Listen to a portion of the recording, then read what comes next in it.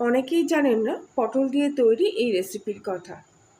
তবে একবার যদি এভাবে বানান তাহলে গরম ভাতের সাথে সবাই একেবারে আঙুল চেটে পুটে খাবে। আর তার জন্য প্রথমেই আমি এখানে কয়েকটা গোটা পটল পরিষ্কার করে ধুয়ে নিয়েছি। এবারে এই পটলের দুই মুখ কেটে বাদ দিয়ে পাতলা করে পটলের গায়ে থেকে খোসাগুলো ছাড়িয়ে নিচ্ছি। প্রত্যেকটা পটলের ঠিক একইভাবে এখানে আমি খোসা ছাড়িয়ে নিয়েছি। প্রত্যেকটা পটল এবার একে একে আমি মাছ বরাবর দু ফালা করে কেটে নেব। এবার পটলের মধ্যেখানে যে দানাগুলো আছে সেই দানাগুলো আমি এইভাবে বের করে নিচ্ছি। চামচ দিয়ে খুব সহজেই এইভাবে পটলের মধ্যে থেকে দানাগুলো বার করে নেওয়া যায়। পটলের সিজনে যদি এই রেসিপিটি না খেয়ে থাকেন তাহলে পরে কিন্তু আফসোস করতে হবে। প্রত্যেকটা পটলের ভেতর থেকে এইভাবে আমি দানাগুলো বার করে নিচ্ছি। এই দানাগুলো এই রেসিপিতে কোনো কাজে আসবে না, তবে এগুলো ফেলে না দিয়ে যদি ছোট ছোট করে কেটে আলু দিয়ে ভাজেন তাহলে খেতে দারুণ লাগবে। পটলের ভেতর থেকে দানাগুলো বের করে নেওয়ার পর এবারে প্রত্যেকটা পটল আমি এখানে আবারও মাছ বরাবর দুফালা করে কেটে এরকম ছোট ছোট কুচি করে কেটে নিচ্ছি। প্রত্যেকটা পটল এরকম ছোট ছোট কুচি করে কেটে নেব।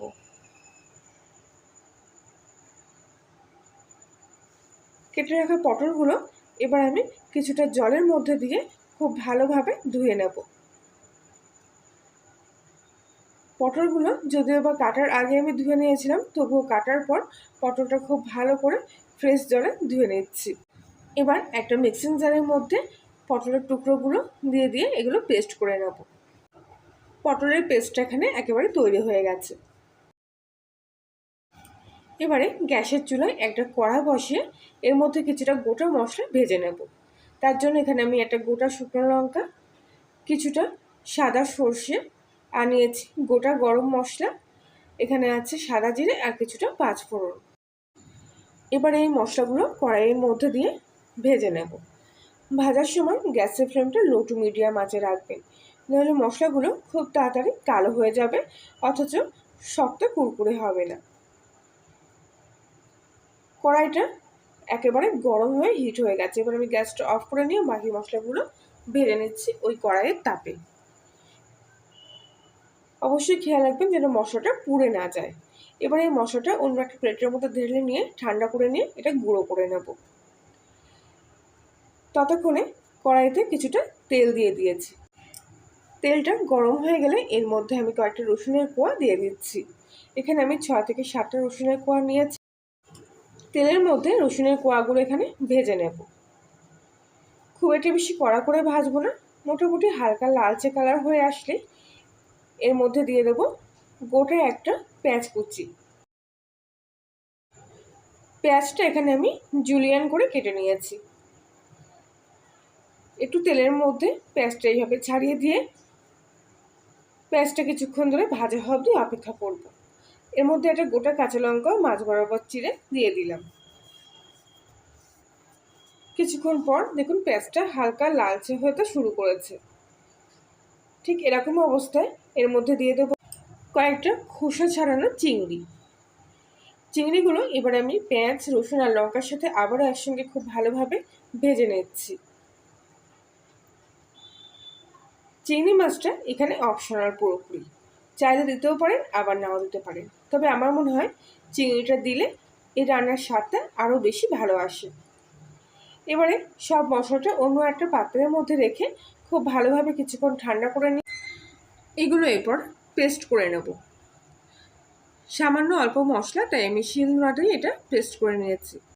এখানে আমি 250 গ্রাম পটলে এই মশলার উপকরণগুলো পরিমাণ মতো নিয়েছি। আপনারা যদি পটলের পরিমাণ বাড়িয়ে দেন তাহলে মশলার পরিমাণটাও সম পরিমাণে বাড়িয়ে দেবেন। এবারে ওই কড়াইতে আবারও সামান্য একটু তেল দিয়ে এর মধ্যে দিয়ে দেবো গোটা একটা শুকনো লঙ্কা। শুকনো লঙ্কাটা মাছ বরাবর এভাবে ফাটিয়ে দিয়ে দিলাম তেলের মধ্যে, আর কিছুটা কালো জিরে ফোড়ন এর মধ্যে দিয়ে দিলাম। ফোড়নটা এখানে একটু ভেজে নেব। এবারে এর মধ্যে দিয়ে দেবো আগে থেকে পেস্ট করে রাখা পটল। সম্পূর্ণ পটলের পেস্টটা তেলের মধ্যে দিয়ে দিলাম। পটলটা আমি কোনো রকম জল দিয়ে পেস্ট করে নিই, তবুও পটলের মধ্যে সামান্য একটুতম জল থেকেই থাকে। তাই তেলের মধ্যে পটলটা খুব ভালোভাবে নাড়িয়ে চাড়িয়ে সেই জলটা শুকিয়ে যাওয়া পর্যন্ত কিছুক্ষণ অপেক্ষা করতে হবে। পটলের পেস্টটা খুব ভালোভাবে তেলের সাথে মিশিয়ে নিচ্ছি। আর এই সময় গ্যাসের ফ্লেমটা হাইতে দিয়ে রাখবেন, যাতে খুব তাড়াতাড়ি পটলটা শুকিয়ে আসে। আশা করছি আজকের রেসিপিটি সম্পূর্ণ দেখার পর আপনাদের ভালো লেগে থাকবে। ভালো লাগলে প্লিজ লাইক শেয়ার কমেন্ট করে জানাবেন। আর আপনি যদি কলিংয়ের রান্নাঘরে নতুন সদস্য হয়ে থাকেন তাহলে প্লিজ চ্যানেলটি সাবস্ক্রাইব করে পাশে থাকবেন। আর পাশে বেল আইকনটা প্রেস করবেন নতুন কোনো ভিডিওর আপডেট পাওয়ার জন্য। পটলের জলটা একটু শুকিয়ে আসতেই এটা আমি ঢাকা দিয়ে গ্যাসের ফ্লেমটা লো টু মিডিয়াম আঁচে করে দিলাম। এতে পটলটা একটু সেদ্ধ হয়ে যাবে আর নরমও হয়ে যাবে। যদিও বা এটা পেস্ট করা পটল, তবু একটু ভাপিয়ে তো নিতেই হয়। এবারে আবার একটু নাড়িয়ে চাড়িয়ে ভালো করে এর মধ্যে একে একে মশলাগুলো দিয়ে দেব।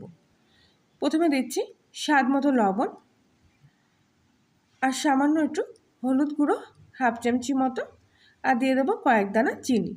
চিনিটা আপনারা যেমন মিষ্টি খাবেন সেই অনুযায়ী দেবেন। এবারে সব কিছু একসঙ্গে ভালো করে মিশিয়ে নেব।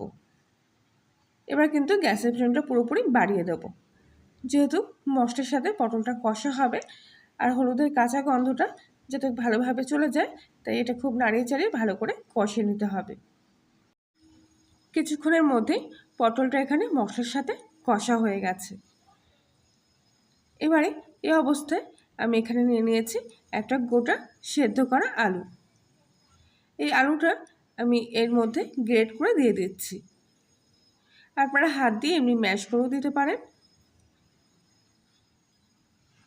এবারে সেই সেদ্ধ করা আলুর সাথে পটলটা আবারও খুব ভালোভাবে কষিয়ে নিতে হবে। আলুটা দিলে এই তরকারিটা একটু মাখা মাখা মতো হবে। অবশ্য যদি আপনারা আলু খেতে না পছন্দ করেন তাহলে না দিতে পারেন। আলুর সাথে পটলটা খুব ভালোভাবে কষিয়ে নিয়েছি। এবার এর মধ্যে দিয়ে দেবো আগে থেকে বেটে রাখা চিংড়ি, পেঁয়াজ, রসুন আর লঙ্কার ভাজা মশলাটা। সব কিছু একসঙ্গে দিয়ে এবারে খুব ভালোভাবে এখানে পটলটা কিন্তু কষিয়ে নিতে হবে, যাতে মশলার সাথে পটলের টেস্টটা একেবারে খুব ভালোভাবে মিশে যায়। কিছুক্ষণ ধরে এইভাবে নাড়াচাড়া করে এবারে গ্যাসের ফ্লেমটা একেবারে সিম আঁচে দিয়ে আবারও এটা কিছুক্ষণের জন্য ঢেকে রাখবো। তাহলে মশলাটা খুব ভালোভাবে পটলের সাথে মিশে যাবে। প্রায় 5 মিনিট পর ঢাকনাটা খুললাম, আর দেখুন মশলা থেকে কিন্তু তেল ছাড়তে শুরু করেছে। তার মানে পটলটা কিন্তু মশলার সাথে খুব ভালোভাবে কষা হয়ে গেছে। তবু আবারও একবার তলা উপর করে ভালো করে নাড়িয়ে চাড়িয়ে দিচ্ছি। এবারে সব শেষে এর মধ্যে দিয়ে দেবো আমি আগে থেকে গুঁড়ো করে রাখা মশলাটা দিয়ে এবারে পটলের এই পেস্টটা খুব ভালো করে আবারও মিশিয়ে নেব। মশলাটা পটলের মধ্যে পড়তেই একটা সুন্দর গন্ধ কিন্তু সারা বাড়িময় ছড়িয়ে পড়ে। আর যেহেতু এটা ভাজা মশলা, তাই বেশিক্ষণ পটলের মধ্যে দিয়ে কষার কোনো প্রয়োজন নেই। হালকা একটু নাড়িয়ে চাড়িয়ে মশলাটা খুব ভালোভাবে পটলের সাথে মিশিয়ে নিলেই হয়ে যাবে। আর যখন দেখবেন রান্নাটা হয়ে গেছে তখন এরকম কিন্তু কড়াই গায়ে থেকে উঠে আসতে শুরু করবে, আর এরকম আটো আটো মতো হয়ে যাবে, সেই জন্য খুন্তির গায়ে লেগে যাবে। এই অবস্থায় রান্নাটা কিন্তু আমার একেবারে পুরোপুরি কমপ্লিট হয়ে গেছে। এবারে গ্যাসটা পুরোপুরি অফ করে দিলাম, আর অন্য একটা পাত্রের মধ্যে পটলের এই রেসিপিটি সার্ভ করছি। কত সুন্দর দেখতে হয়েছে দেখুন। যে কেউ দেখলে বুঝতেই পারবেন না যে পটল দিয়ে এত সুন্দর একটা রেসিপি বানিয়েছেন। দুপুরে গরম ভাতের সাথে এরকম একটা পদ থাকলে দেখবেন আর কিছুই লাগছে না। তাহলে বন্ধুরা আজকের মতো রেসিপিটি এই পর্যন্তই। আবার দেখা হচ্ছে অন্য একদিন। সবাই ভালো থাকবেন, সুস্থ থাকবেন।